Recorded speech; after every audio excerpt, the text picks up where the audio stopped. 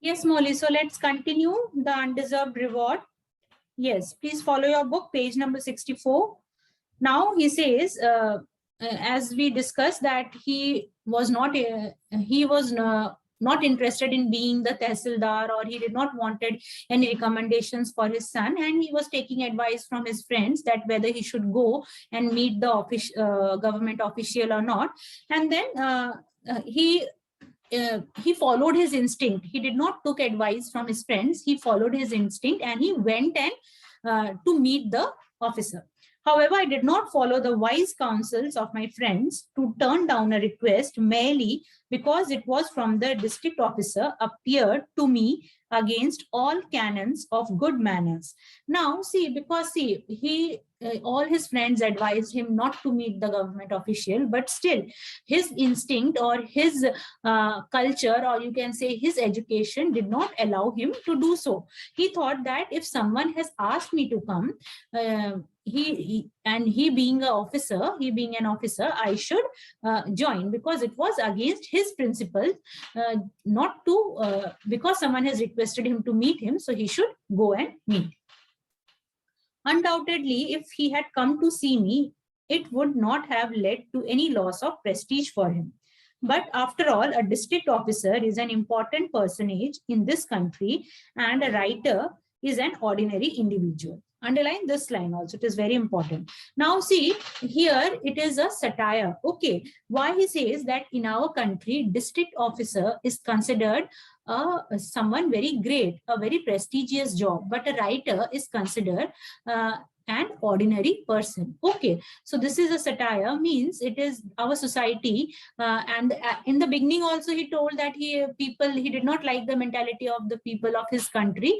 So again, this all these things, as you will read, the story continues, you will find that the loopholes of the society are expressed in a way, as in a casual way, but it is a satire. Okay, he tells that a qualified person, a writer, is not considered an important person in our society. Okay, but a district official or a government official is considered someone great. Okay. It is not like England or America, where even a prime minister would consider it an honor to visit a writer. So he compares our country with the countries like England or America, and he says that in their country, even if a prime minister can visit a writer, because writer is considered to be someone very prestigious. But in country like ours, that is, a writer is considered like an ordinary person. Okay. This is India, where poets throng to every rich man, where writers go uninvited to coronations in the hope of getting a reward. So this is all these are satire, where he wants to show the character of the society, the character of the people who belong to the society. That, see, if we don't respect a writer, writes about the society itself. Whatever the writer writes is the reflection of the society, but the writer is not respected. But people like officers, government officials are given such a lot of importance. So all these is a satire. Okay. He is the district officer, I said to myself, and you are an ordinary writer. When you are so proud of yourself, why shouldn't he be? Underline these 2-3 lines. So he says that he is a district official and I am an ordinary writer. If I can be proud of myself, why not he? Because he owns a important position in the society. And who is the virtual king of the district? Whether you call it weakness, foolishness, or pride, it is understandable in a man of his position. And besides, if he had come to your house, wouldn't it have created a first-class problem for you? So he was thinking in all directions, and he was thinking that if he can be proud of himself, why? If I can be proud of myself, why not the officer? And moreover, he calls the officer as the virtual king. Underline these 2 words also, virtual king. And he says that whether we call it a weakness or foolishness, it is of any person who is in a position will always take the advantage of his position. And suppose if the officer would have come to his house, wouldn't that be a problem? So it is better he should go and visit the officer. Okay. Are you following, Molly? Yes, ma'am. Okay. There is not even a decent chair in your house. You are used to 24 for 3 pies BD. Where would you have got the expensive cigars for me? You do not, for him, you do not even know their brand or where they can be purchased.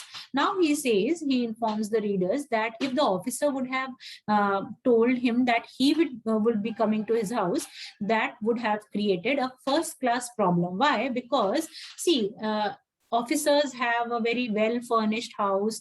They have, because that is provided by the government, they do such a lot of work, so they are taking, their needs are taken care by the government. And he then compares that if he would have come to my house, I don't even have a nice chair or a decent chair where I would have asked him to sit. And moreover, I smoke BD, which is a very not very expensive cigarette, and if for him I would have to order cigar, and that is very expensive, and even he is not aware of the brand that he uses.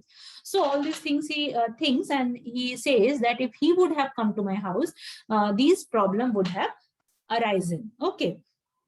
Thank God he did not come to see you. Otherwise, you would have to spend at least 4 to 5 rupees, and yet felt that you were not able to entertain him properly. Now, 4 to 5 rupees in today's time is a very negligible amount. But when the story was written, in those days, 4 to 5 rupees was quite a high amount. And then he says that I would have to spend, if he would come to my house, I would have to spend at least 4 to 5 rupees, and that too, in that amount I would have not able to entertain him properly. Because see, in India, what do we say? Atithi Deva Bhava, means the visitor is like a god. So if he would have come to his house, he had to cater to all his needs, which was not, because he was not that high, he was not in that position to cater his needs, and he would have to spend at least 4 to 5 rupees, and then also he would not be able to entertain him properly. One can live in one's own house in rags, but can any self-respecting person bear the thought of making his poverty a topic of drawing room conversation for others? So as I just told you, he told that, see, we can stay in our house as we like.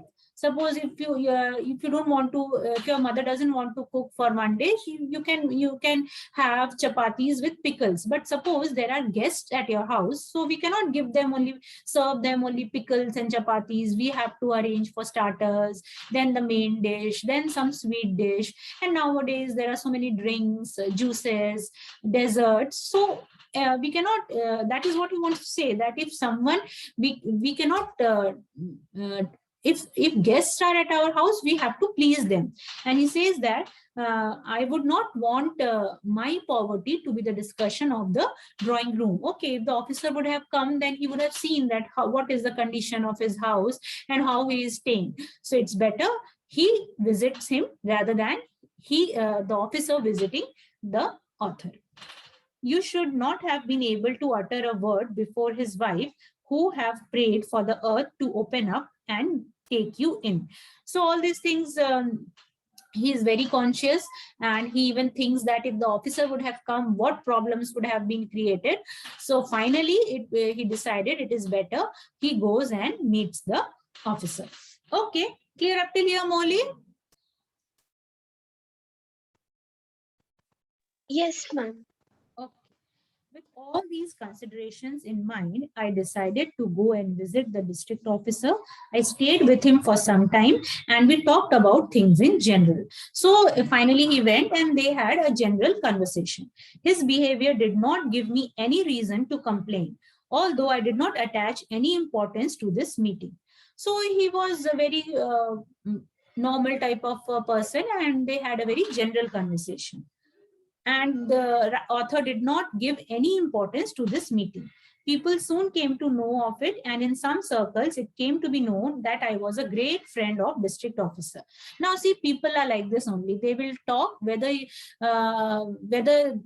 know the reality or not. They just have to talk. So he just the meeting. He just went to meet the officer for once, and the people start when they came to know about this meeting in the entire circle. Everybody started saying that, oh, this man, the author, is a great friend of the district officer. Some even said that he consulted me on all important matters. Now, see, this is how a small talk becomes manipulated when it goes from a person to person. So some said that no, district officer takes advice from this man because he's a great writer. So all this, we can say, gossip started. I could have easily taken advantage of the situation. Now, see, he says, here also we come to know about his character. He says that he could have taken advantage of the situation, but he never did. A drowning man catches even at a straw. Now, see, this is actually a muhavra in Hindi, a kahawat, "Doobte ko tinke ka sahara," and that has been translated to English. A drowning man catches even at a straw. So when a person is drowning, whatever little hope he has, he tries to fulfill. So that's how he says that. Okay. It would not have been difficult for me to convince people that through me they could get favors from the district officer. But I considered this as a downright mean and dishonest. So he did not take any extra advantage of his meeting with that officer. Even in the circles, people were talking about it, but he was a very plain and honest writer and a human being, and he did not want to take any advantage. Many people came to me. Some had grudges against the police. Some had tales to tell about the high-handedness of the income tax officials. Others complained about discrimination in the district office, where undeserving people were getting promotions. To all of them, my answer was the same, that such matters had nothing to do with me. So when the gossip that he had a meeting with the office government officer started in the town, all sorts of cases started coming to him. People wanted that someone is taking advantage in the income tax department. Some complained about the discrimination of the district office. Some complained about getting promotions, undeserving people getting promotions.